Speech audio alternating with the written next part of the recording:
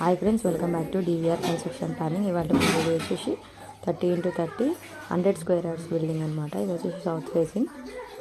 So south ఫేసింగ్లో 2 BHK plan చేసాము. ఇది ఈస్ట్ ఫేస్ ఎంట్రన్స్ పెట్టామన్నమాట, సౌత్ సైడ్ రోడ్ అయినా కానీ.